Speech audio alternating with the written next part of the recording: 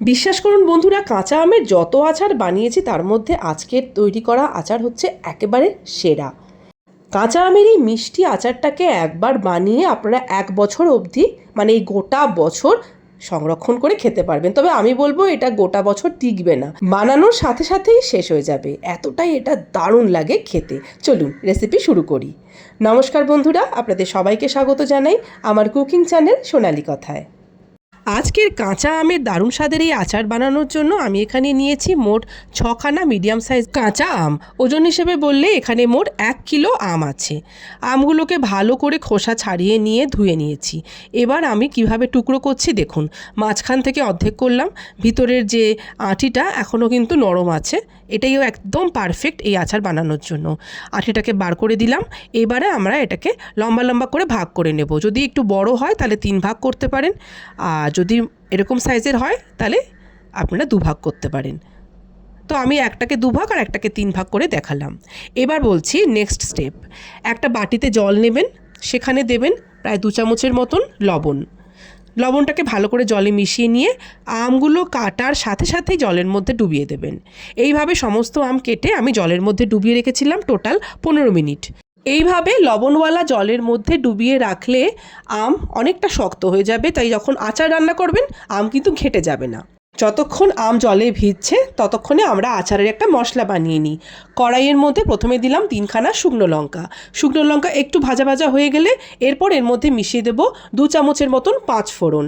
যেহেতু শুকনো লঙ্কা ভাজতে একটু সময় বেশি লাগে, তাই এটা প্রথমে দিয়ে তারপরে 5 ফোড়নটাকে দিলাম। এবার মশলাগুলো লাল হওয়া অবধি ভেজে নেব। ভাজা হয়ে গেলে মশলাগুলোকে তুলে নিচ্ছি।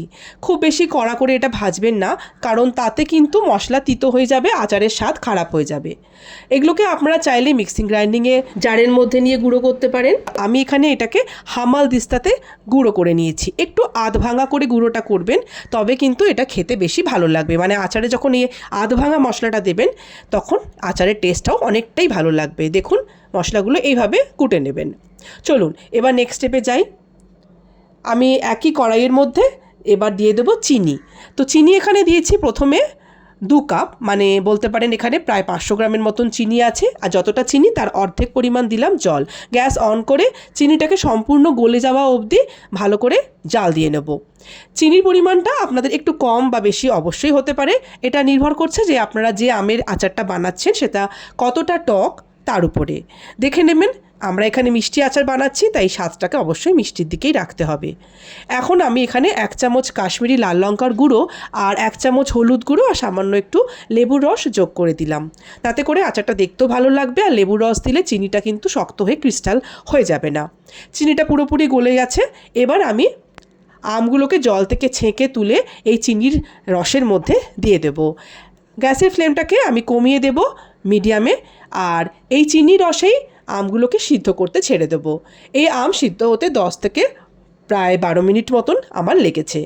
আর এই দেখুন, এই ভিডিও ক্লিপিংয়ে আমি আপনাদের দেখাচ্ছি আমগুলো কিন্তু একদম খুব ভালো করে সিদ্ধ হয়ে গেছে, কিন্তু একটা আমও ঘেটে যায়নি, সবগুলোই কিন্তু গোটা গোটা আছে।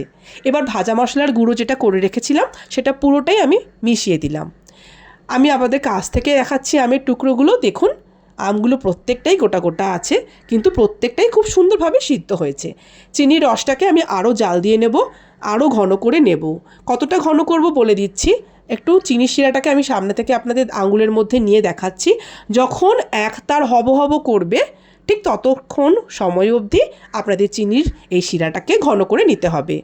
একদম পুরোপুরি একতার করা দরকার নেই, কারণ যখন ঠান্ডা হবে এটা কিন্তু আরও জমে যাবে। আর এই যে ভিডিও ক্লিপিংটা দেখছেন এটা কিন্তু সম্পূর্ণ আচারটাকে ঠান্ডা করে নিয়ে তারপরের ভিডিও ক্লিপিং। দেখতে পাচ্ছেন কতটা লোভনীয় হয়েছে। ঠান্ডা হয়ে একদম জমাট বেঁধে গেছে। এবার আমি একটা প্লেটের মধ্যে তুলে নিচ্ছি। আশা করছি এই আচারটাকে দেখে আপনাদের জিভে জল চলে আসছে। এই আচারকে আপনারা যদি বেশি সময় ধরে সংরক্ষণ করতে চান তাহলে রান্না করার শেষের দিকে একটু ভিনিগার দিয়ে দেবেন, 1 চামচ থেকে 1.5 চামচ। আমি এই আচারটাকে অল্প করে বানিয়েছি, তাই ভিনিগার আর দিলাম না। আর আচারটাকে সংরক্ষণ করবেন অবশ্যই কাঁচের বয়ামে।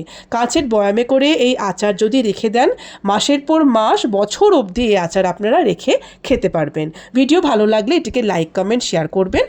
আমার চ্যানেল যদি প্রথম ভিজিট করছেন অবশ্যই যাওয়ার আগে চ্যানেলটিকে সাবস্ক্রাইব করে যাবেন। সবাই ভালো থাকবেন, সুস্থ থাকবেন।